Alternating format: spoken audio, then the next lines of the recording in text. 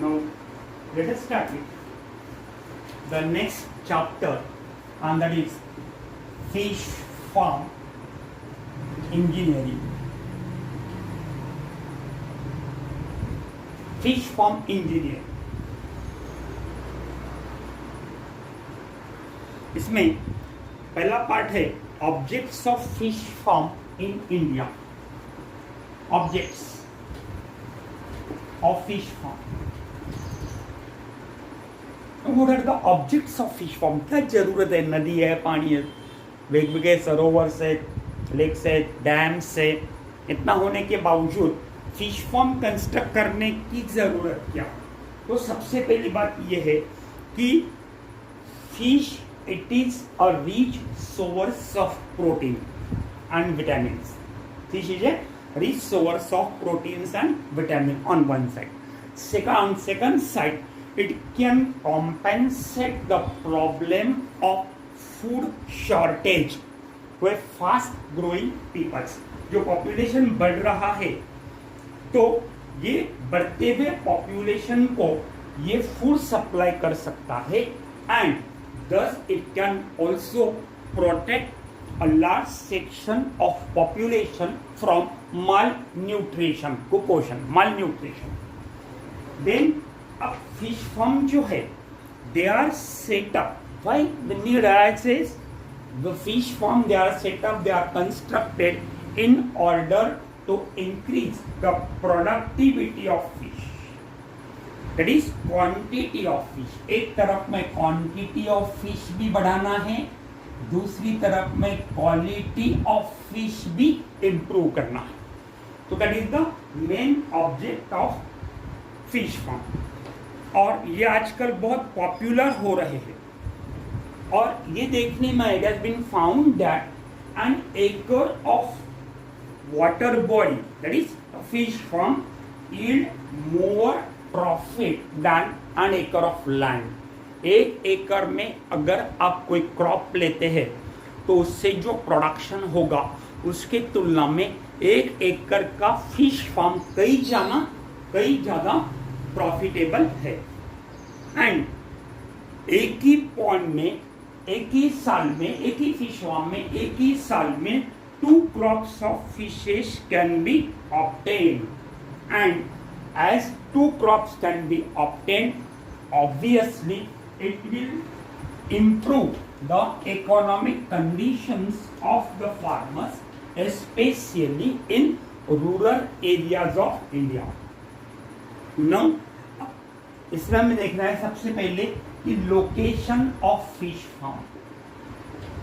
Location of fish farm. Fish farm setup जो करना है उसके लिए कैसी जगह चाहिए, कैसा लोकेशन चाहिए. तो economy of consumption of fish seed production, economy of consumption and fish seed production, it always depends upon the suitable site for the fish construction of fish farm.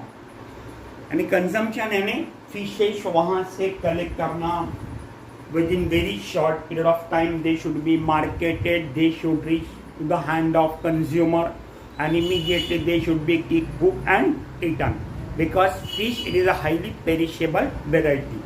अगर प्रॉपर स्टोरेज सिस्टम नहीं है तो ऐसे condition में after it's collection they should B consume with in 4 to 6 hours of harvesting. Now इसमें सबसे पहला part आता है topography. Topography. Topography means surface feature of a land. ऊपर का सरफेस कैसा है.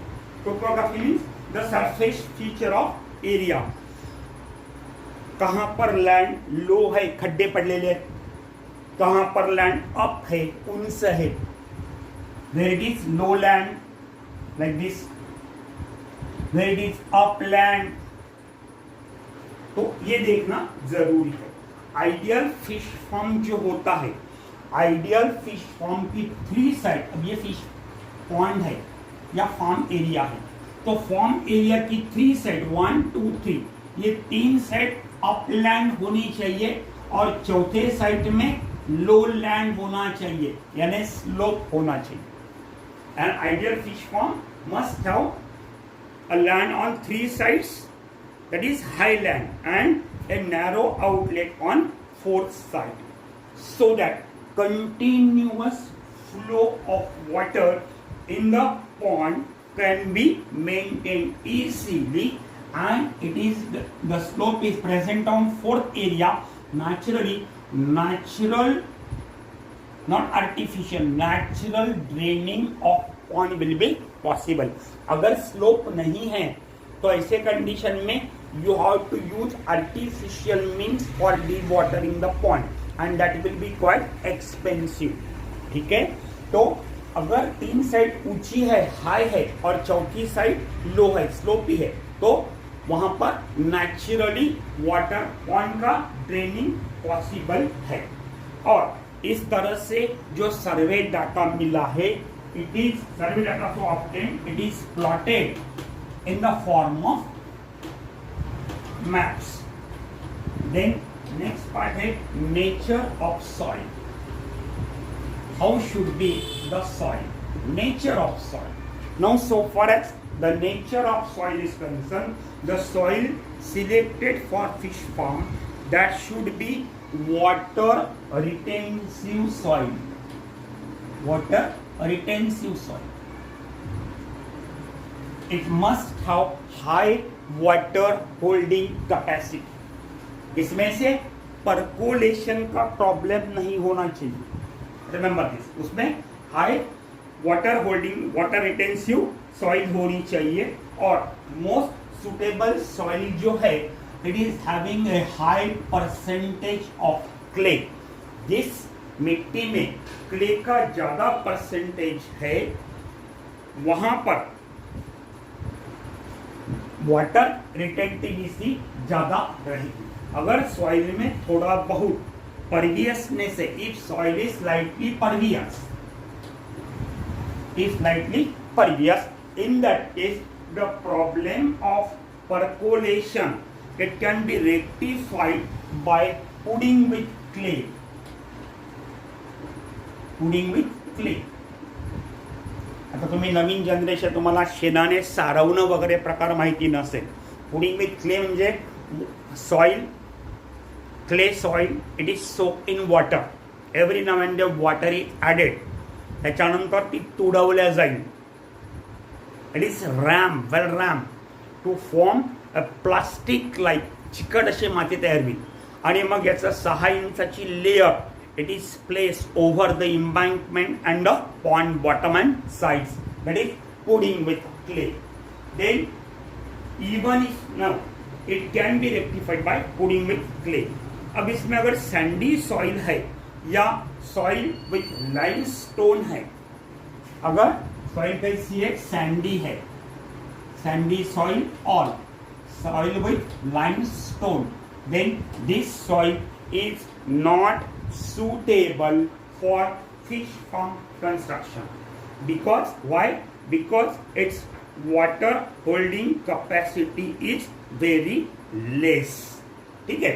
आता इथे जर रॉकी सॉइल असेल, म्हणजे खडक असतील, मोठमोठे खडक असते आणि खडक फोडावे लागत असतील, तर Rocky soil is also not suitable. Because यहाँ पर एक्सकैवेशन यानी खोदकाम,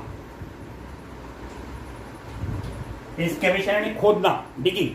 तो excavation will be quite expensive. Excavation काफी इसमें काफी ज्यादा पैसा लगेगा. That will be quite expensive. And secondly, this material, the soil excavated from rocky soil, cannot be used as a fill material. ये पॉन्ड, ये ग्राउंड लेवल है, ये ग्राउंड लेवल पर आपने ये पॉन्ड खोद दिया, ठीक है, ये पॉन्ड बना दिया. इसके ऊपर जो मिट्टी का भराव आता है, this is called as embankment. It is called as embankment. और वाटर लेवल रहेगी यहाँ तक.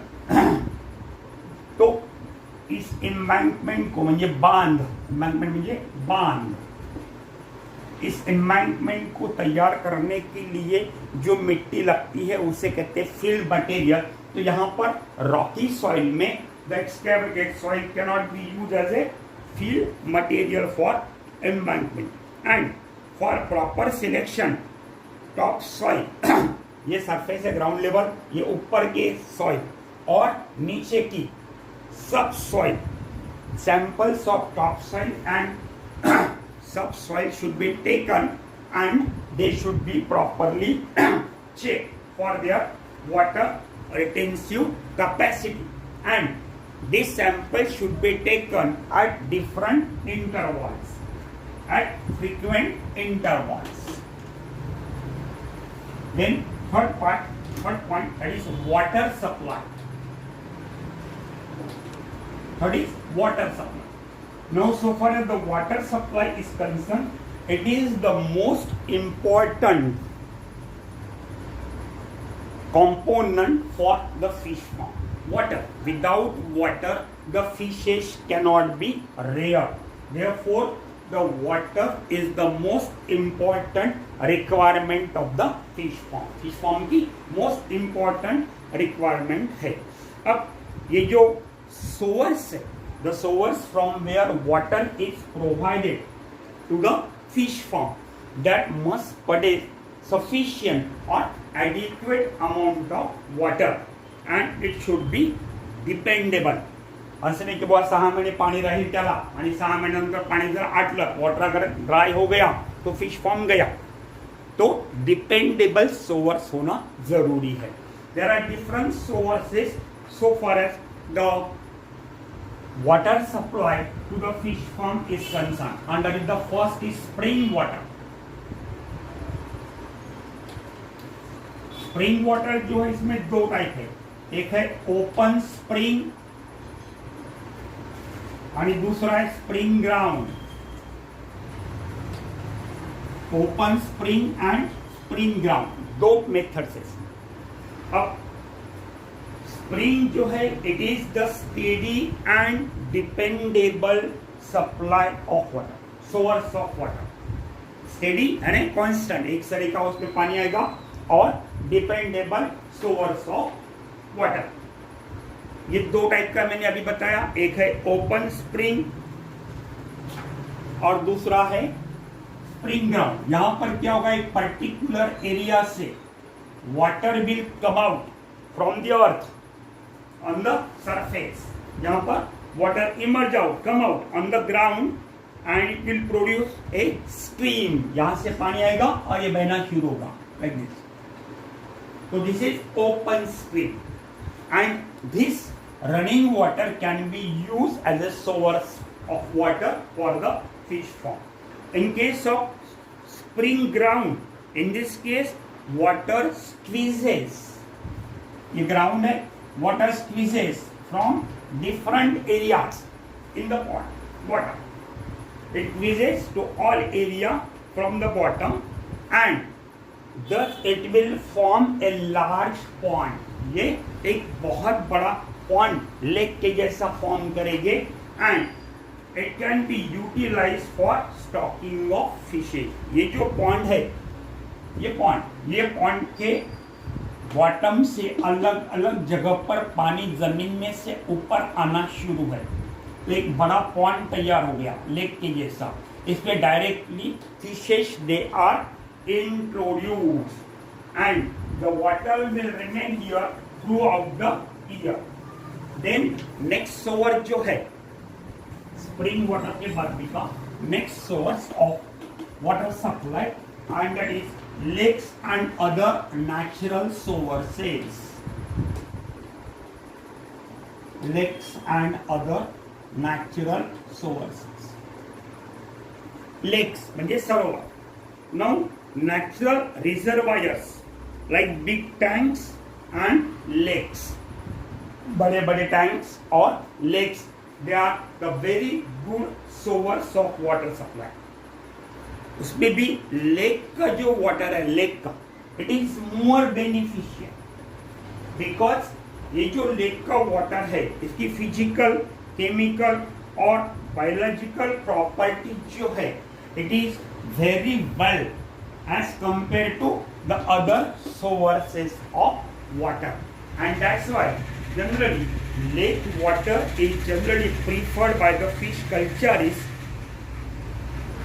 as it is supposed to be the best source for the requirement of water to the fish farm. Then next part is design.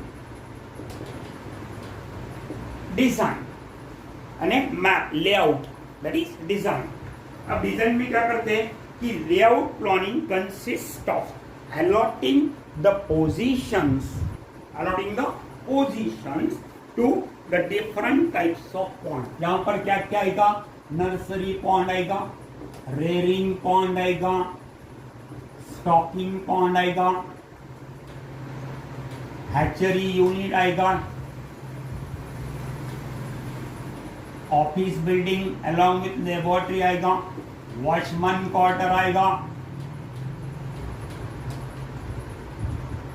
इतना तो जरूरी है, और साथ में इसको साइड से पूरी तरह से फेंसिंग आएगा to prevent the unwanted intruders. उसके बाद में फिल्टर चेम्बर, देन हर पॉन्ड के लिए आउटलेट, हर पॉन्ड के लिए इनलेट, और pond should be constructed in such a way that the water of one pond should not enter into the another pond. So layout planning consists of allotting position to all these different components of fish farm, different types of ponds, water supply, drainage system, then building, etc. And all this depends upon the topography of the land. जहाँ पर आप fish farm construct करने वाले हो वहाँ के topography पर, surface conditions पर डिपेंड है.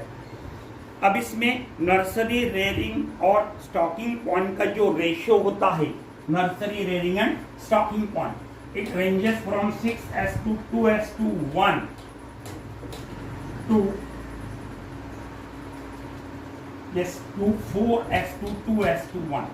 यानी नर्सरी पॉन्ड 6 होना चाहिए, रेयरिंग पॉन्ड 2 होना चाहिए, और स्टॉकिंग पॉन्ड 1 होना चाहिए, या नर्सरी पॉन्ड 4 होना चाहिए और रेयरिंग पॉन्ड 2 होना चाहिए और स्टॉकिंग पॉन्ड 1 होना चाहिए. देन इनकी जो डेप्थ है, डेप्थ पॉन्ड की depth, it should varies, that is 1 metre, देन 0.6 to 1.5 metre and 1 to 2.5 meter. This is for nursery pond, this is for rearing pond, and this is for stocking pond. तो nursery pond के लिए depth होनी चाहिए 1 metre, rearing pond के लिए depth होनी चाहिए 0.6 to 1.5 मीटर, और स्टॉकिंग पॉन्ड के लिए डेप्थ होनी चाहिए 1 to 2.5 मीटर्स. तो इस तरह से practice ratio of 2:5:1, practice ratio 2:5:1 between breed, length and depth of pond. pond कैसा होना चाहिए? ये होनी चाहिए breed, ये होनी चाहिए length, और ये होनी चाहिए depth. ये ratio, practice ratio. This type of practice ratio of A pond, यानी पॉइंट की ब्रीथ अगर 2 मीटर्स होगी तो लेंथ 5 मीटर होना चाहिए, डेप्थ 1 मीटर होना चाहिए. ये अगर 4 मीटर होगी तो ये कितना होना चाहिए? सपोज ये 4 है तो ये 10 और ये 2. ठीक है, that is the ratio of breadth, length and depth of pond which will provide better surface run off to the fishes present in the pond. At the same time, in such type of rectangular ponds, the oxygen deficiency does not generally arises. उसके बाद में pond embankment जो है, the embankment should have a slope of 2:1 or 1.5:1. Depending upon the nature of size. मैंने अभी आपको कहा कि ये पॉइंट बॉटम है, ये पॉइंट है, दिस इज द पॉइंट, ये ग्राउंड लेवल. आता या ग्राउंड लेवलच्या वर या पॉइंटला टेकून जी अदन बॉटम येतं, अदन हे येतं कन्स्ट्रक्शन मातीचं, this is called as embankment और फ्री बोर्ड।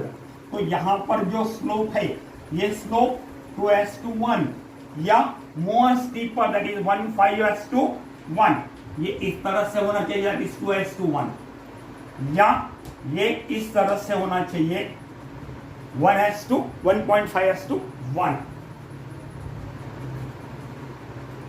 देन एम्बैंकमेंट जो है the width of the embankment, ये जो विड्थ है this width of the embankment it should be 1 metre, then 1.5 metre and 2 metre respectively for nursery pond, rearing pond and brooder stocking pond. जो embankment की width है, ये width कितनी होनी चाहिए? नर्सरी पॉइंट के लिए 1 मीटर, रेयरिंग पॉइंट के लिए 1.5 मीटर और स्टॉकिंग पॉइंट के लिए 2 मीटर। नाउ द पॉइंट्स मैंने अभी अभी कहा, ये जो पॉइंट्स है this point this should be arrange in such a way, in a series in such a way that they should be very well provided and drained out independently। Her point को independently water supply होना चाहिए और हर point का water independently drain होना चाहिए। एक point का draining के समय वाटर दूसरे पॉइंट में नहीं जाना चाहिए। इससे क्या होगा, अगर ऐसा होता है तो एक पॉइंट में जो डिसीज है it can easily spread to another point. तो to avoid this, inlet and outlet they should be of each point they should be separate, और एक point जो है on one side of the point there should be inlet, on another opposite side there should be outlet, and the point bottom should be provided with slope toward the outlet for easy draining। उसके बाद में inlet जो है, inlet पर sluice gate होना जरूरी है, inlet पर भी और आउटलेट पर भी। जैसा खासा असतो लोखंडाचा लाइक दिस, और इसके अंदर ऐसा एक लोहे का बना हुआ बोर्ड फिक्स होता है लाइक दिस, आपने देखा होगा कैनॉल में इन दिस वे। इसको उठाया तो ये ऊपर आ जाएगा, गेट ओपन हो जाएगा, वाटर एंटर, या आउटलेट होगी तो उठाने के बाद में वाटर बाहर निकल जाएगा। ठीक है, तो inlet and outlet they should be provided with sluices. Then beside this, अगर हैचरी शेड होगा पॉन्ड में, if the fish farm has the hatchery unit, then the hatchery unit it should have proper shed, उसके ऊपर proper shed होना चाहिए। Then it should be on one side located nearer to the nursery pond, and on another important side it should be located to the nearer to the packing shed and office building। तो nursery point इस तरह से hatcheries इस तरह से construct होनी चाहिए कि ऑफिस बिल्डिंग, नर्सरी पॉइंट और पैकिंग शेड तीनों हैचरीज के नजदीक हो, ताकि ड्यूरिंग ट्रांसपोर्टेशन के लिए द फिशेज, द स्पॉन और the hatchling they should not be condition, उनको कंडीशनिंग करने की जरूरत नहीं पड़नी चाहिए। देन वॉचमैन शेल्टर जो है, वॉचमैन शेड जो है वो that should be constructed in such a way that from this shed the watchman can look out the entire fish farm, वो एंटायर फिश फार्म को देख सके। और लास्टली द एंटायर फार्म जो है that should be properly fence, entire farm के boundary पर fencing होना चाहिए, बाकी तारा तो सो भिंत बांधले दे so what it may be, in order to prevent the entry of unwanted intruders।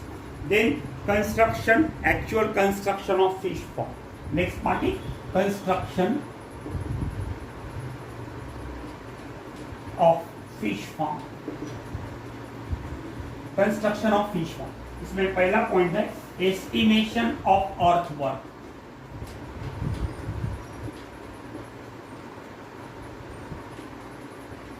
Estimation of earthwork, अब earthwork that is the volume of earth to be excavated, किती खोदकाम केलं हे खोदकामाची मोजमाप करण्यासाठी कॅल्क्युलेशनसाठी एकूण 3 फॉर्म्युला यूज केल्या जातात. There are 3 formulas which are used for the calculation of the excavated wall. इसमें पहला है thumb rule formula.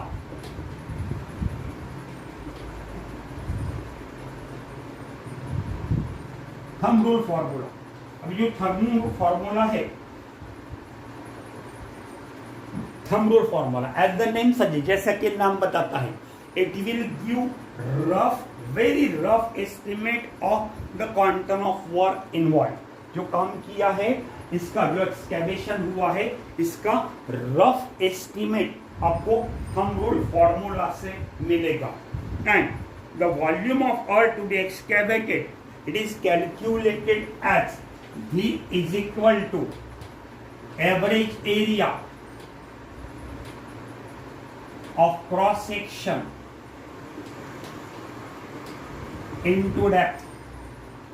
Average area of cross section into depth. Now average area of cross section is equal to top length, top L, plus bottom L by 2, top L plus bottom L by 2 into top breadth plus bottom breadth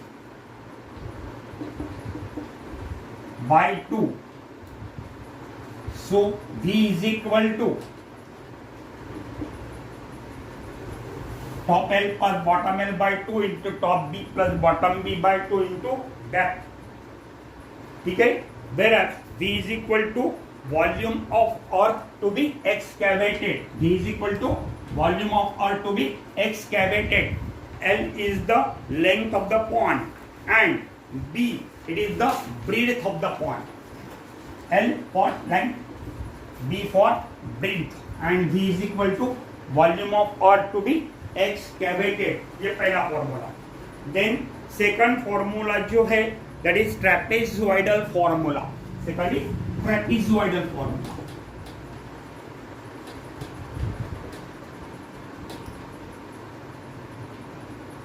This will give better estimate than thumb rule formula. Thumb rule formula जो है इसके comparison में इसके जो result रहेंगे काफी ज्यादा correct रहेंगे, काफी ज्यादा बेटर रहेंगे. However, it is used for primary estimate. ये प्राइमरी एस्टिमेट के लिए यूज होगा. एंड द फॉर्मूला कैसा है, V is equal to D by 2 A0 plus twice of A1 plus A2, where V is equal to volume of earth to be excavated, volume of earth to be excavated. Then D is equal to distance between two cross sections.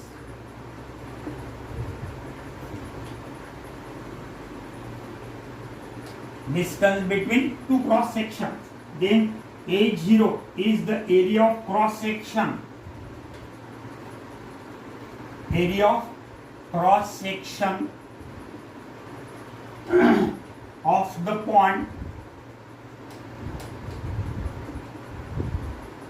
at the top. Then A1, that is area of cross section of the pond in the middle, or A2, it is the area of cross section at the bottom.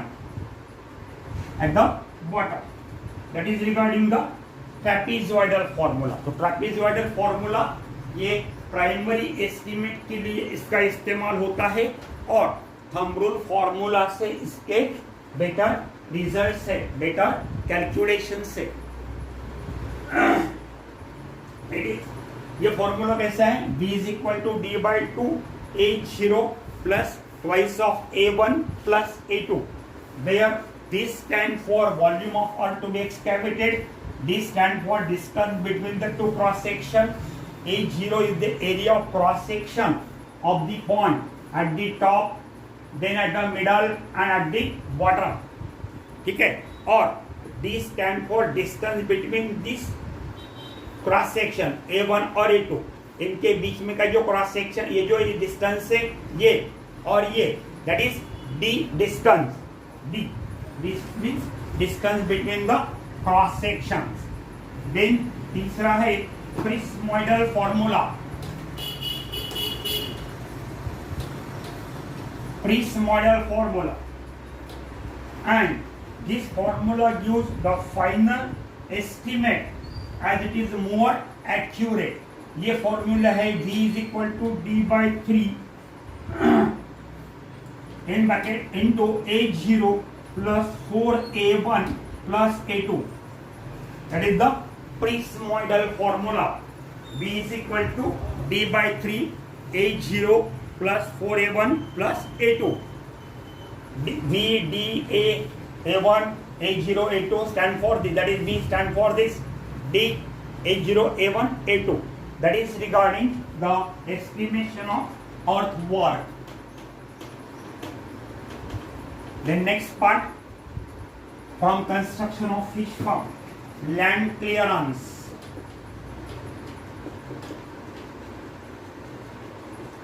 Land clearance, ऊपर जो फतरे वतरे वो निकालना, घास निकली वो घास को निकालना, छोटे छोटे हर्ब हो गए उनको क्लियर करना, दैट इज लैंड क्लियरेंस। इसमें all type of vegetation should be cleared before the excavation start. खोदकाम सुरू होण्याच्या अगोदरच सिलेक्टेड लैंड फॉर कंस्ट्रक्शन मधून all type of vegetation should be clear. और विजिट क्या होता है कि vegetation infested ground, vegetation infested ground will not grip the fill material and result in sliding the embankment. तुम्ही जर क्लियर न करता रूट से प्लांट व्हिजिटेशन जर क्लियर केलं नाही and directly excavation begin and this excavated soil is used for construction of embankment, then after decaying of this plant pockets in the embankment forms and these pockets results in sliding of embankment into the pond especially during rainy season. ठीक है। Then next is excavation, तीसरा है excavation।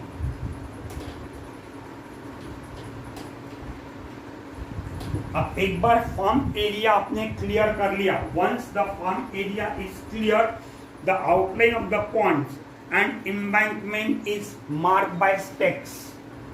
Stakes खूंटा गाड़ूं, लकड़ी के या लोहे के ऐसे पोल्स गाड़ कर पॉइंट्स कितना आएगा। अब देखो ये लैंड है, यहां पे पॉइंट लेना है, this is the point like this, हाँ, और ये एम्बैंकमेंट ऊपर, ठीक है। तो outline of the points and embankment are marked by stake. Then sheet of embankment is prepared to receive the dry earth. Point तो आपने खोद ही लिया, ये पॉइंट आपने खोद लिया, ठीक है, पॉइंट तो खोदने वाले, लेकिन जहां एम्बैंकमेंट कंस्ट्रक्ट करने वाले हैं यहां पर भी खोदकाम करना चाहिए, एक्सकैवेशन करना चाहिए to remove the soft soil, नरम माती जी असेल म्हणजे लूज सरफेस जो असेल that should be removed up to 15 centimetres depth. Thus, उसे इतना खोदा जाए, the sheet of embankment should be prepared in such a way that it should receive the dry earth, total dry and packed earth. Soft soil होगी, हाथों से remove सकती, उसे पूरा रिमूव करना चाहिए। सॉफ्ट सॉइल के ऊपर ही अगर आप एम्बैंकमेंट कंस्ट्रक्ट करते हो, it will slide into the pond bottom. That should be excavated up to 15 centimeters depth in order to get the dry earth.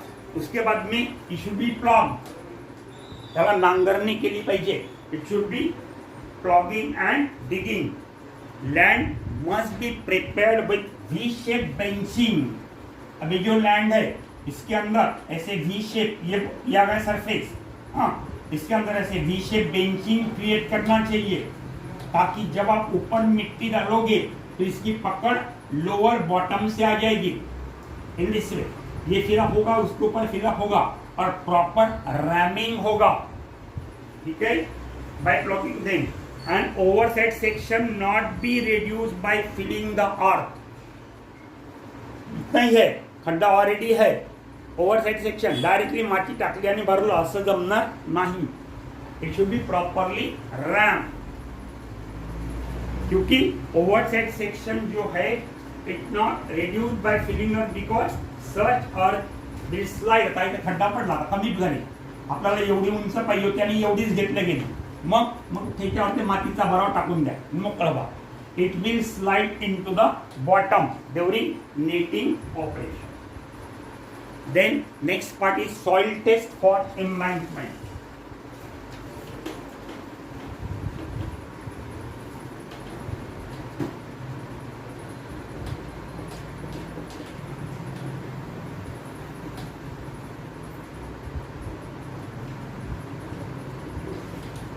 Soil test for embankment.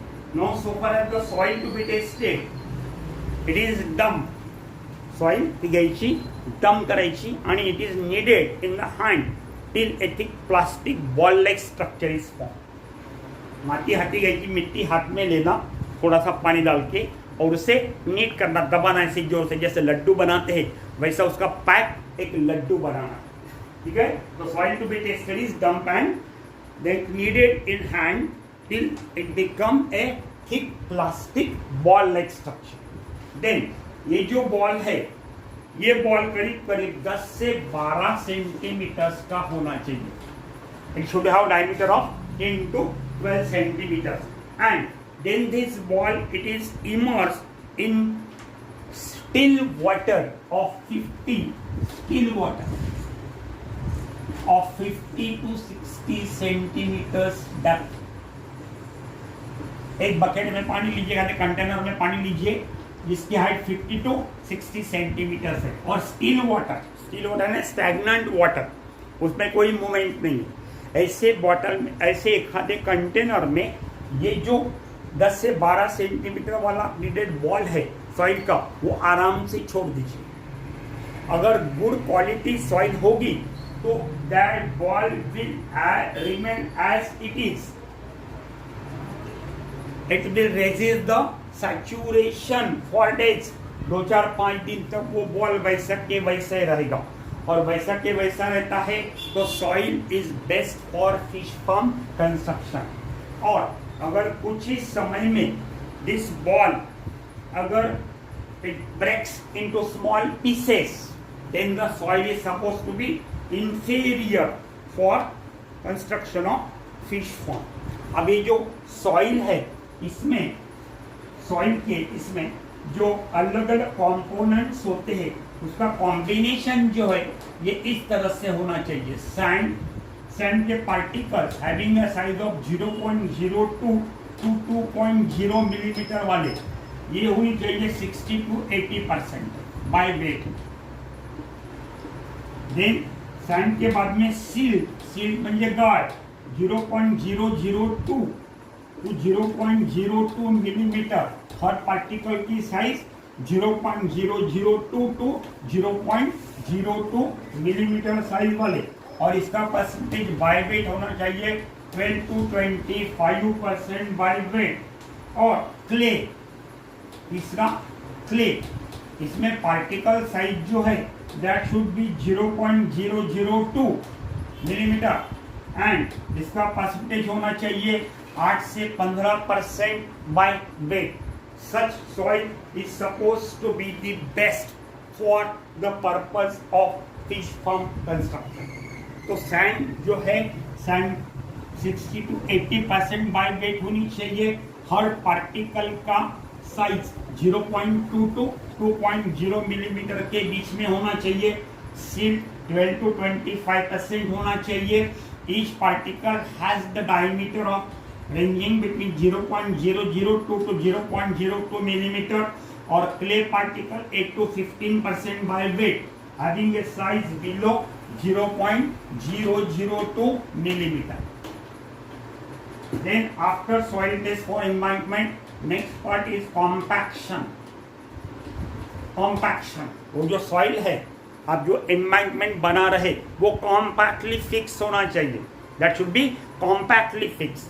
नहीं तो अगर सॉफ्ट सॉइल वो कॉम्पैक्ट नहीं हुई तो it get slide to the bottom, इसलिए compaction it is जरूरी। तो और ये कॉम्पैक्शन की क्यों करना चाहिए? In order to improve the property like strength, in order to increase the properties like strength, then liability to settlement, and resist the embankment. The soil should be well compacted. क्यों compact करनी चाहिए soil को? To maintain the strength, then liability to settlement, पानी से बह जाना नहीं चाहिए, और रेजिस्ट द एम्बैंकमेंट कायम रहना चाहिए, it should not slide into the pond bottom, the soil should be well compacted. Now earth for embankment can be laid, embankment जो आप बना रहे हो पॉन्ड के ऊपर, पॉइंट के ऊपर जो एम्बैंकमेंट आप बनाने वाले हैं, so far as this embankment is concern, तो earth for embankment can be laid in the layers of 15 to 30 centimetres, 15 से 30 सेंटीमीटर मिट्टी की एक लेयर डाली, depending upon the method of compaction. Now इसके पहले कि इसके ऊपर नेक्स्ट लेयर गिरे, अनदर लेयर रखने से पहले previous one should be properly ram, इसे प्रेस करना चाहिए। फिर कैमल से हो, शिप से हो, धुम्मस से हो, रोलर से हो, what it should be well compacted. ये अच्छी तरह से कॉम्पैक्ट होने के बाद फिर दूसरी लेयर, फिर तीसरी layer, in this way each layer is properly ram and compacted either by rolling by sheeps और फुट रोलर और बुलक्स और camel. That is regarding the compaction. Then next is pond bottom.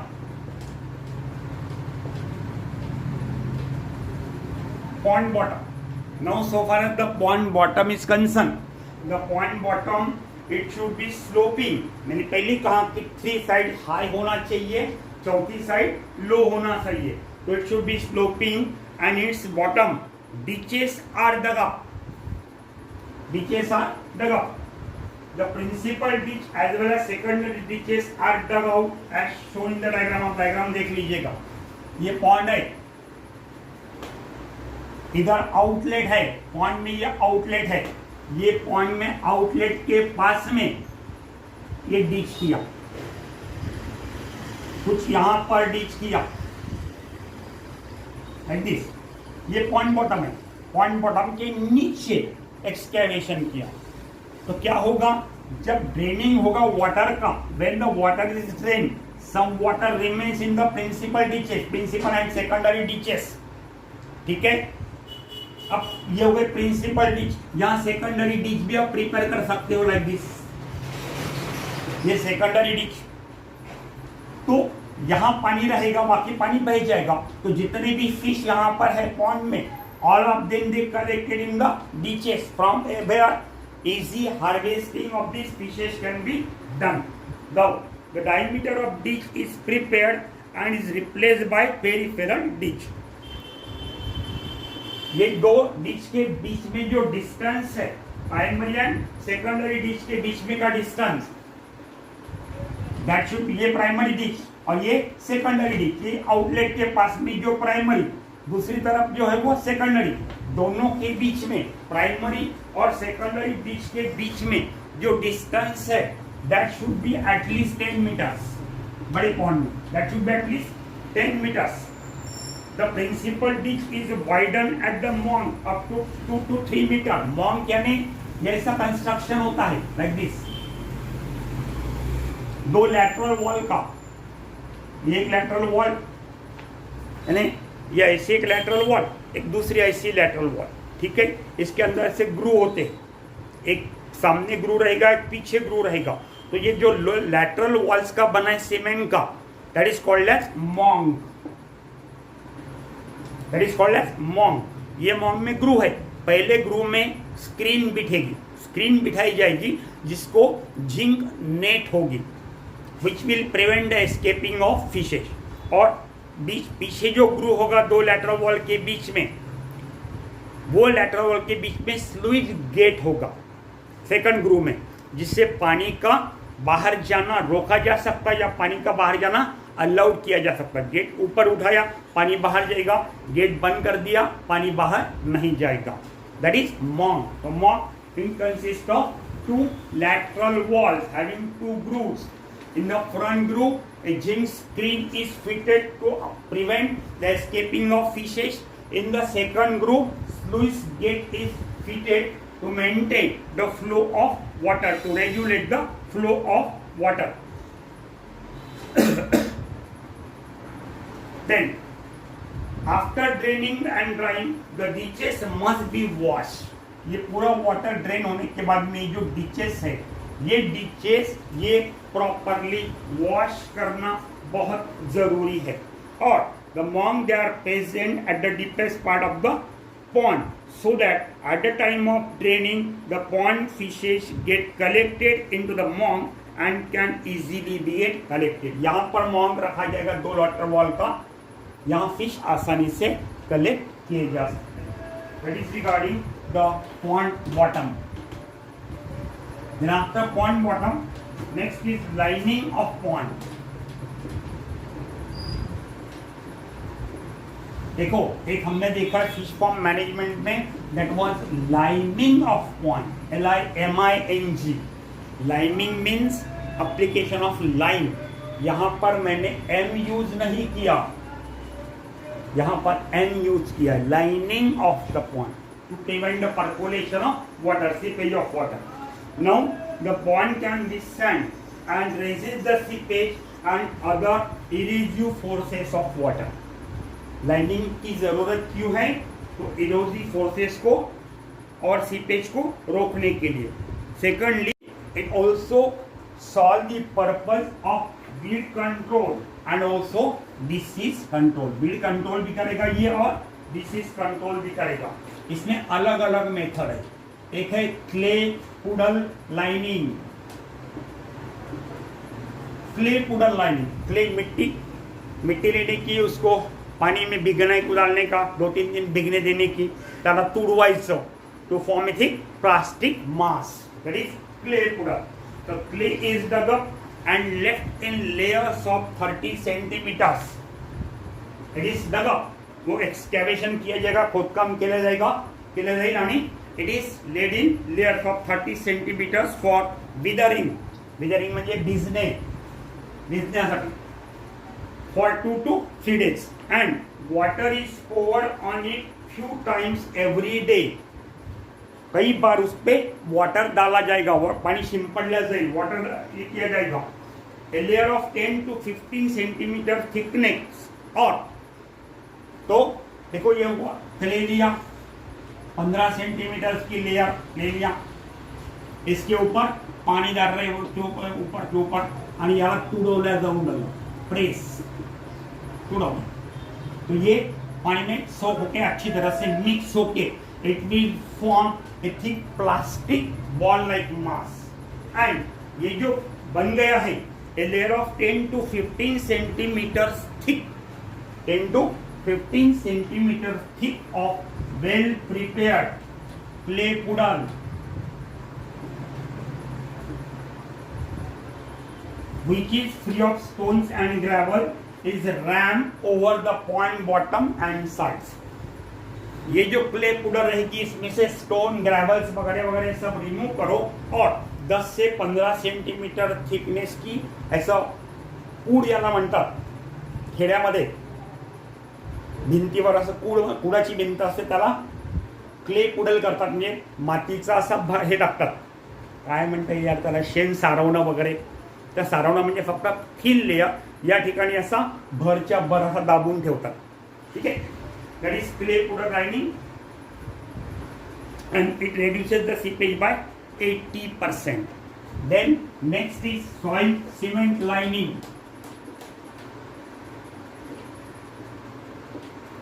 soil cement lining. Soil cement lining, it is a mixture of clay and or soil and cement. Soil containing clay or cement, इनका mixture, that is soil cement lining.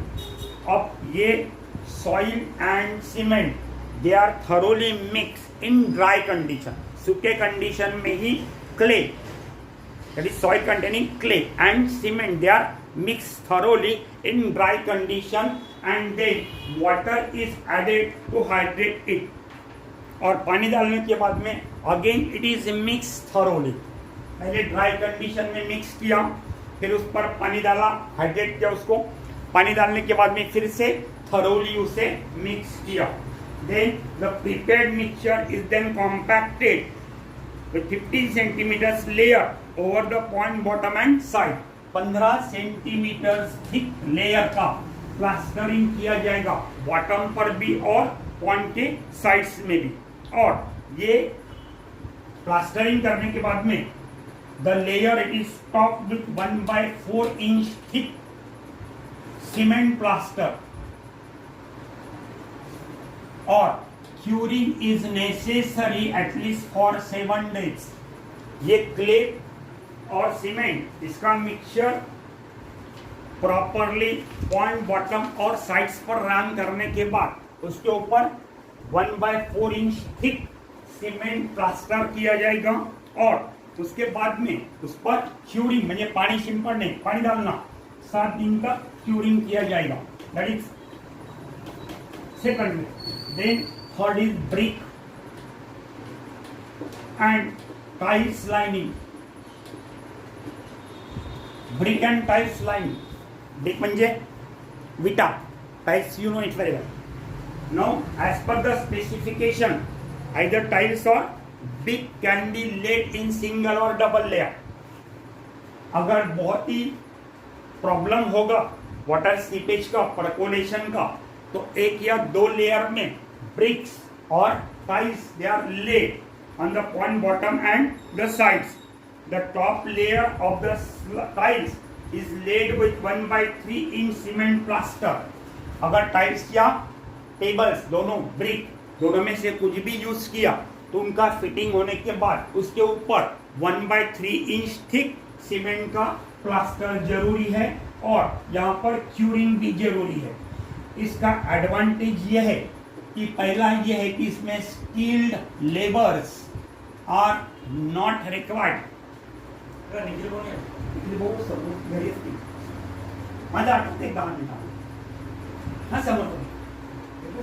Oh, skilled laborers are not required in this case. Then lower in cost as compared to concrete line. Concrete lining के comparison में it is cheap. Lower in cost means it is cheap as compared to concrete lining. ये दूसरा advantage. And third advantage, easy in repairing and maintenance. इसको maintain करना भी easy है, और अगर टूट फूट भी जाती है तो रिपेयर करना भी इजी है. Then last but one, concrete lining.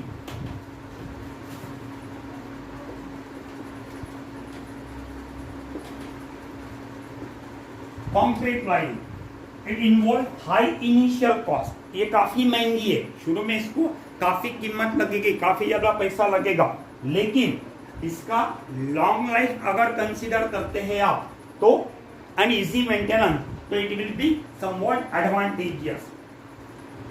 तो it involve high initial cost but its life is longer and low maintenance is required. यहां पर a thickness of 5 to 10 inches, 5 to 10 inches thick is generally adopted. Concrete जो है वो 5 से 10 centimetre thick concrete apply किया जाएगा point bottom पर और साइड्स पर.